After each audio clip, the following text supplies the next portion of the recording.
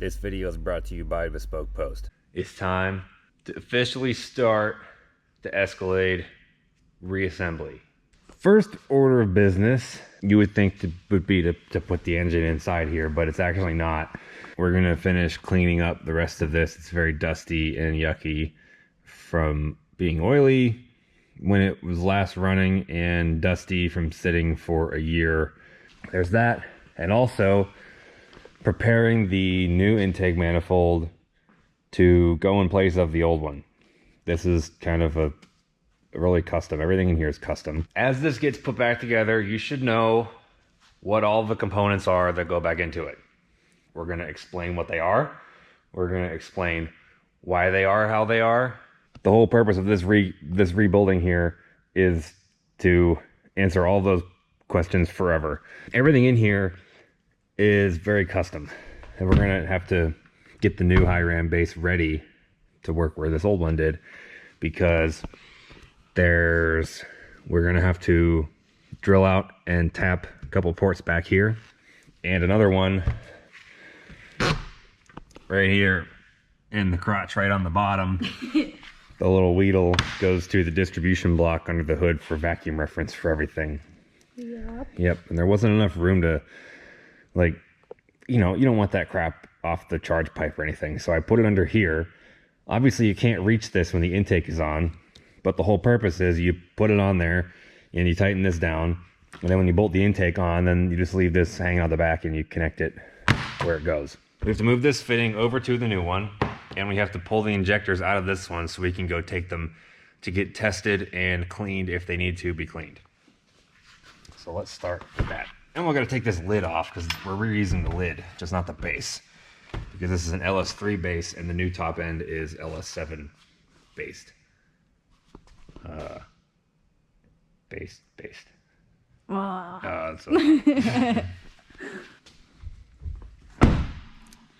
It's so pretty. Yeah, it's black.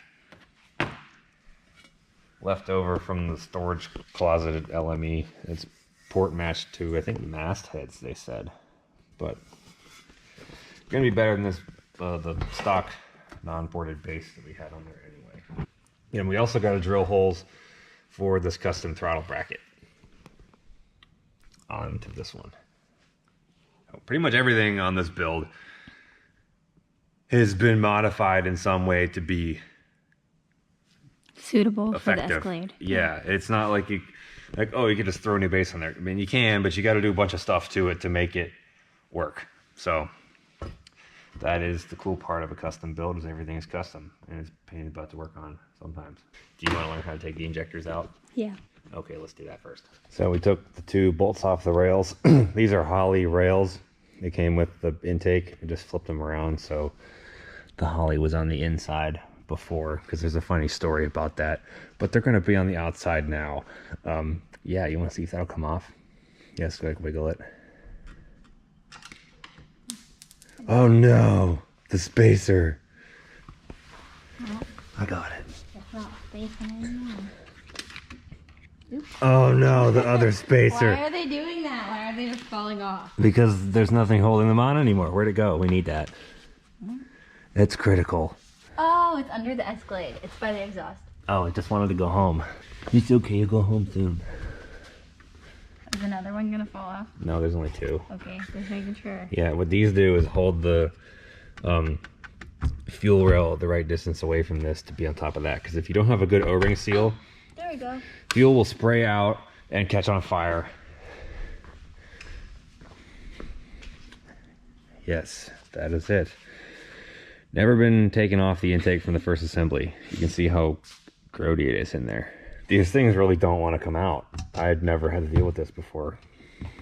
I feel like Britain and Step Brothers is like yelling, "F you, Dale, f you," into the drums, and then like maybe it'll come out. It'll be better. Or you'll at least feel better for saying it. What is the ejector's name? What should we yell at it? Dale. All right. Well, not like, you know what I mean. It's Dale. Yeah. F you, Dale. F you. Ugh. God, no, it's like doesn't want People to. we talk to up here are gonna watch this and be like, these people are retarded.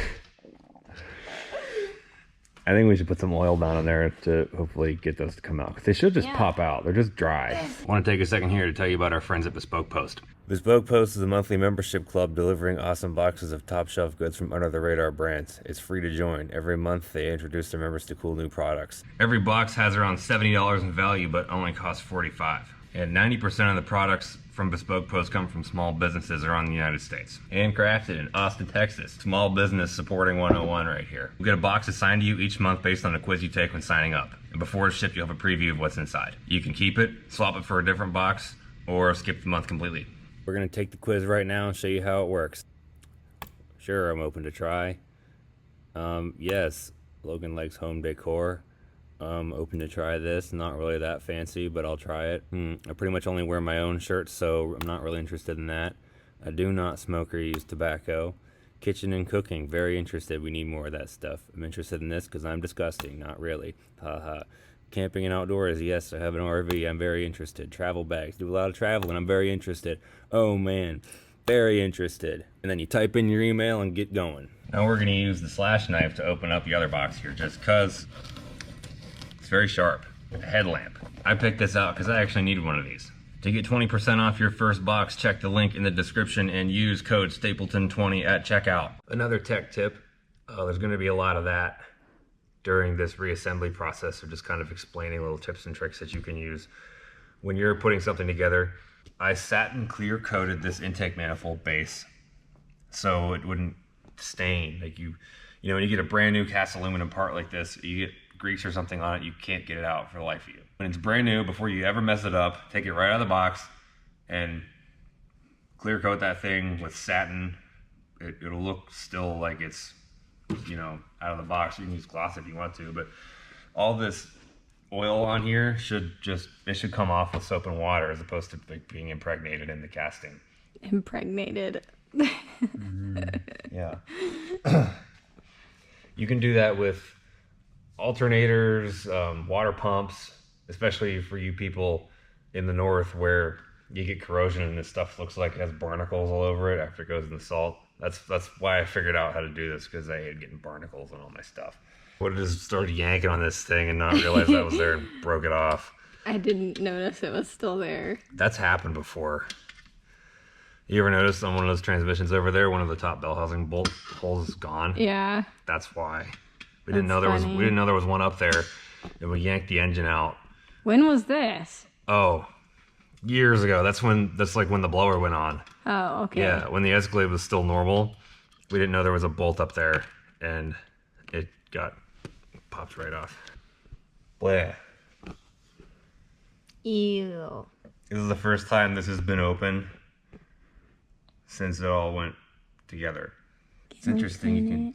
You can see how all the crud goes to the back of the intake.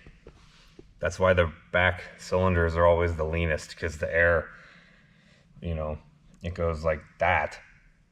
It doesn't just really, oh, there's holes here, we're gonna go here. It's gonna hit the back first and then go in.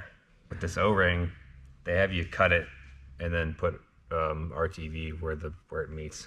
Getting these things out is the worst. So we put some oil on there to help. We're gonna drill out the old, this is set up for a GM intake temp sensor, and we're gonna drill it out to tap it. I don't know how that's a good angle to do this is. Maybe like put it on the ground and hold it with my legs. Don't have a vise big enough to really hold this thing, so that's what we're gonna do. I don't remember how I did this the first time. It was so long ago. There it is.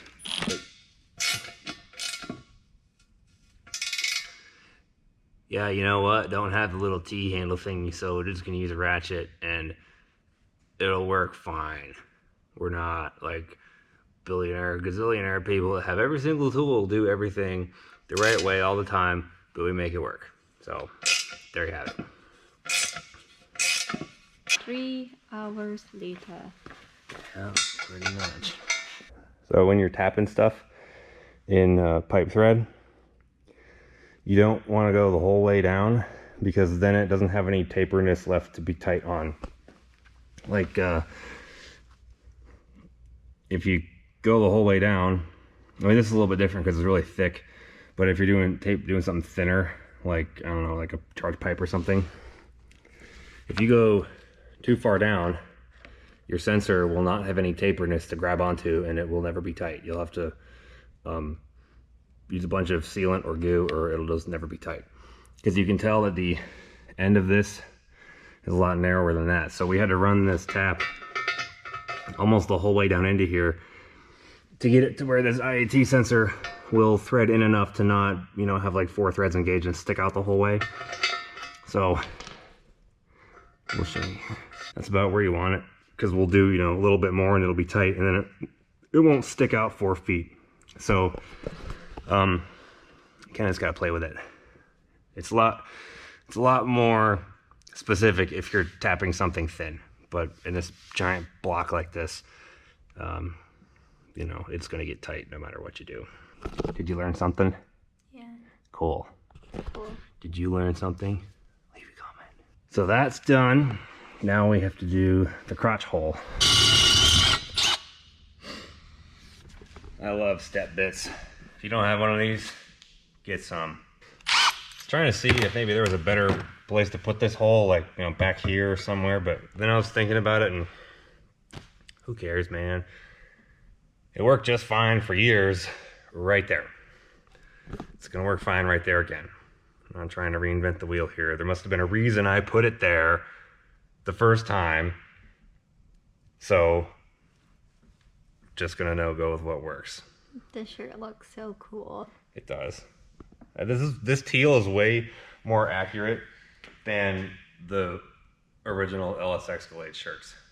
You probably can't tell on camera, but Yeah, you can't tell on camera, but it's like way better. it's a little too dark, but it's still closer. Yeah. And my own flub during the revisions of this artwork, I didn't even notice that this was teal. I forgot until I was looking at it just now thinking something looks off, and then I remembered the B post is black. So here we have a Suburban with an Escalade front clip on it. Sad story. Okay, back to work. Also, we don't have very many of these, so if you want one, you better go check. Like, literally, we did the pre-order and it was like only a little bit more than that. Yeah, so, like pre-order plus like maybe like 2, yeah, 5 for a few sizes, but that's it. And they are in up to 5X. We carry everything to 6X typically. Ah. Don't you hate when drills do that? They cut their way through and then they just go, and they don't actually finish out the hole. You can see there's like 2 little prongs in there. Logan's gonna work on cleaning up some of the engine bay area before we set it in there because it's yucky. And I'm going to drill and tap the intake manifold for the throttle bracket. We got the injectors tested, so we will show you that clip right now. It's pretty interesting.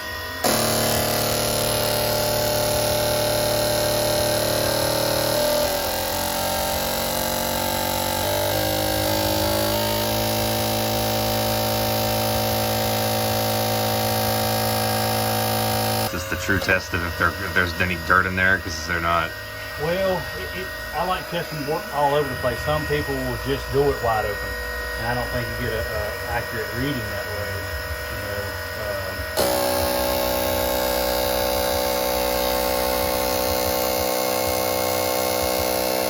How far would it be off before you'd be like, oh, we got to do something about these? If it's off, you know, like two or three, like, I mean, that's a lot of fuel. You know, if you look at the amount in that thread. So if it's all over the place, we'll ultrasonic them, you know, blow them out, ultrasonic them, reflow them, and get them close. But that's pretty good. Well, that's good to know. Yeah. I'm glad to check, because I wouldn't want to put them all back together and have it melt something, because We've had plenty of them like that.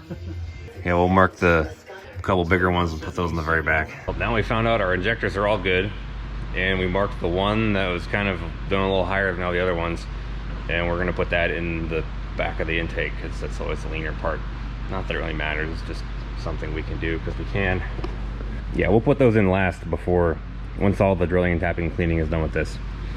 And then we'll get to putting the motor mounts on here, AC stuff, picking it up, and we're gonna get this thing set in by tonight. That's the plan here, so let's get going. So I just made an interesting discovery here.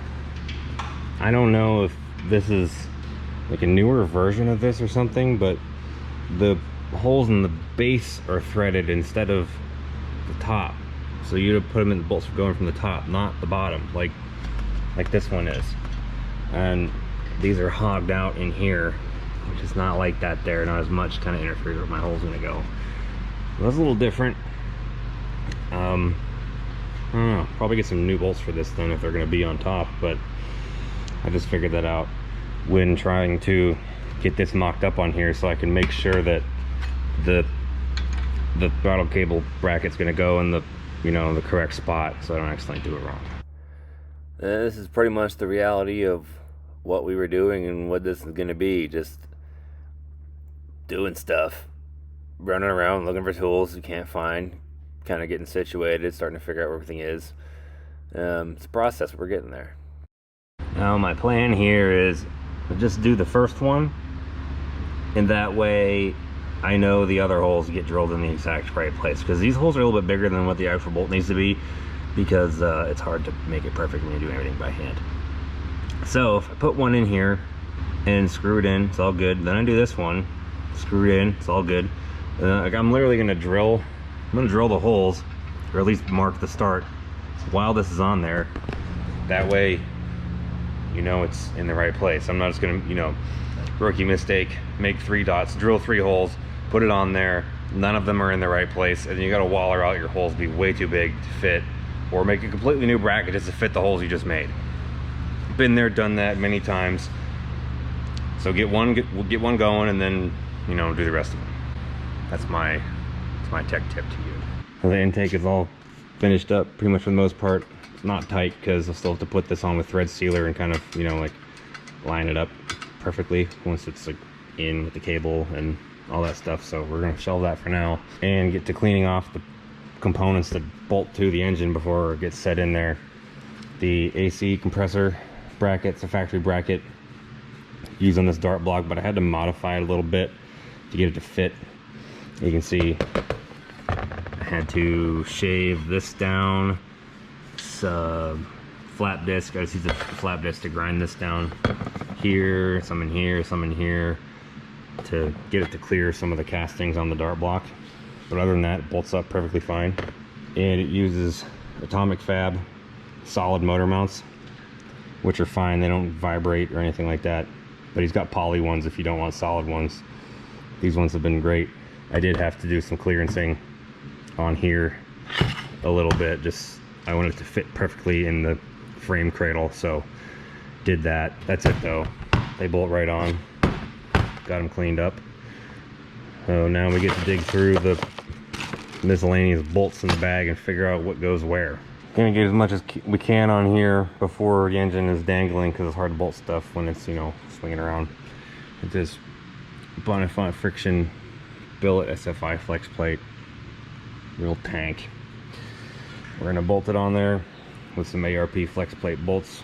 Some of you real G's might remember Hatchet Man from Race Week gave us a hatchet in the parking lot at Kearney.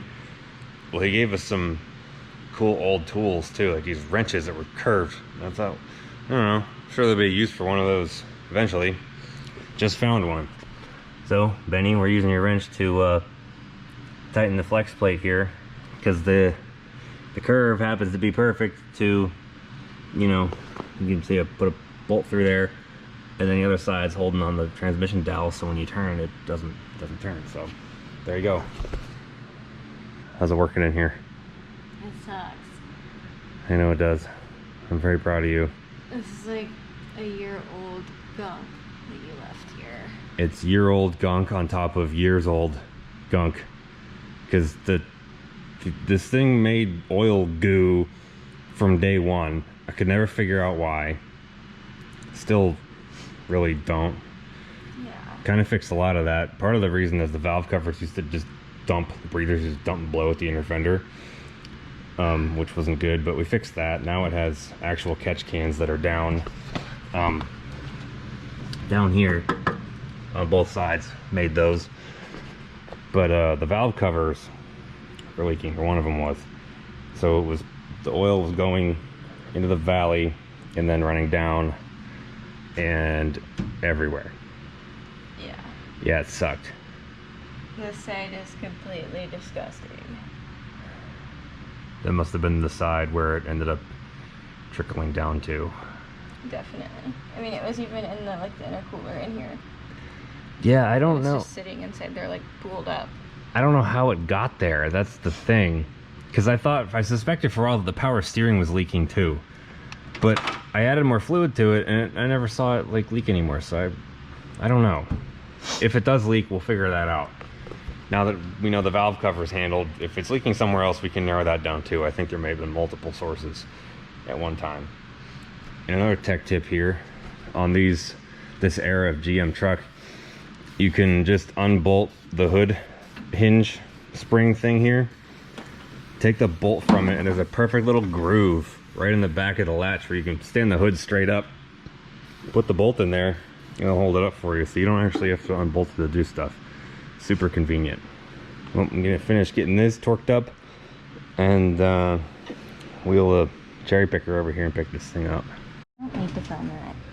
We don't need to film this, but it's just the little things that just grind your gears. I don't think your hand's tiny Why enough. is my wrist not smaller?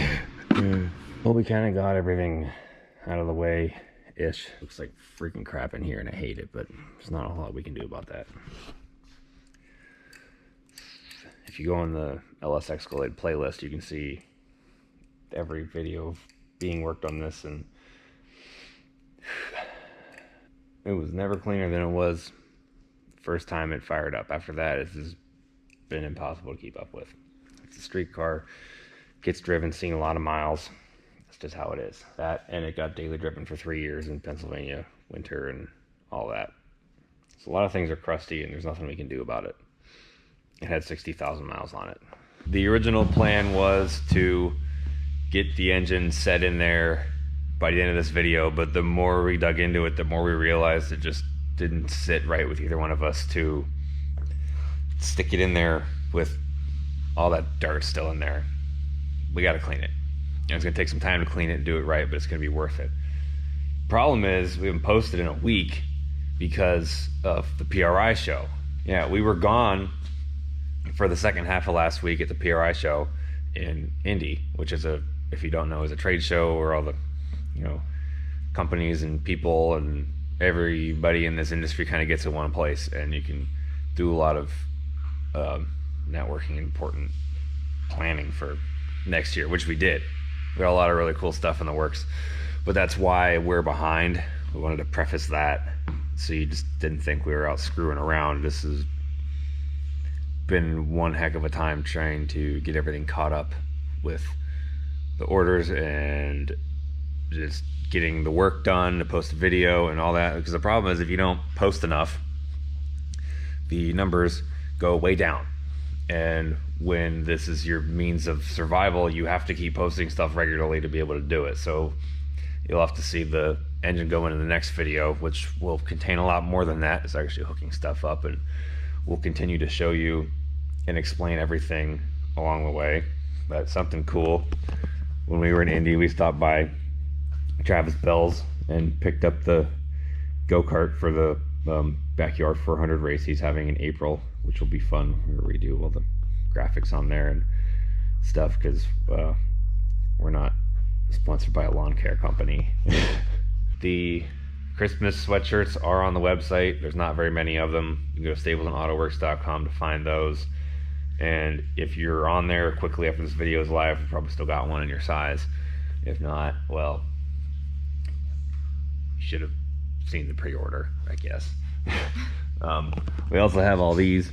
We got the license plates, which yours won't have fake snow on it. We got stickers. I guess that sticker fell out of the Santa sleigh there. But man, if you see something you like, it's not going to be there forever. We usually do 1 or 2 loads of something and then discontinue it. So everything is packed and shipped by us right out of here, kind of like small business 101. You get a handwritten note signed by both of us because we care. Logan does all the packing. I help sometimes, like with the sweatshirts, because we were in a super time crunch to get that out. And if you do order something up until Christmas time, we are going to the post office every single day to make sure you get stuff as quickly as possible. So You got your stocking stuffers. yeah, stocking stuffers. Yeah, license plates fit perfectly in a stocking. And then it's funny too, because you're like, oh, what is this piece of in my stocking? I don't want this. And then you take it out and it says suck it. And you're like, damn, that's cool. See, that's where expertise comes in, because I wouldn't think of that as stocking stuff, because I'm your parents have to put cool stuff in your stocking. Yeah, I'm so out of touch. Parents out there, you could be like Parent of the Year award, give your kid a suck it license plate. We could make mini ones for like kids' bicycles and Power Wheels and stuff. Kinley's bike, or her little ATV thingy. We need to put one on there. That would be funny. I'm gonna do more kid stuff. Oh my god. It sounds like he's choking. Also, random question / statement. When we were at PRI, we met the guys from Losi, like the RC company. Do you guys ever, play with those currently or when you were younger? Because I did. And really just looking for any useful reason to start messing with those again. So if you would like to see that kind of stuff, let us know in the comments, because we kind of want to get some RC cars and play with them. Yeah, I think it'd be really cool. They're so much cooler now than they were when we were young. Like, they got real grave diggers with solid axles and the right suspension. It's like they're just way too cool for me to not really want one. So if that's something that you would be interested in, leave a comment. We'll leave you with that. I think it'd be really cool, especially like when we go to Florida, and I have a 3-year-old sister that's like really obsessed with cars, preferably buses and trucks for whatever reason. And I think she would absolutely love that. She has good taste. Like you would if you went to StableandAutoworks.com and got one of these shirts. Boom. Getting better at this shameless plug stuff. All right. We'll see you on the next video. And you can check out the Escalade playlist and watch all the old ones in the meantime. That helps too.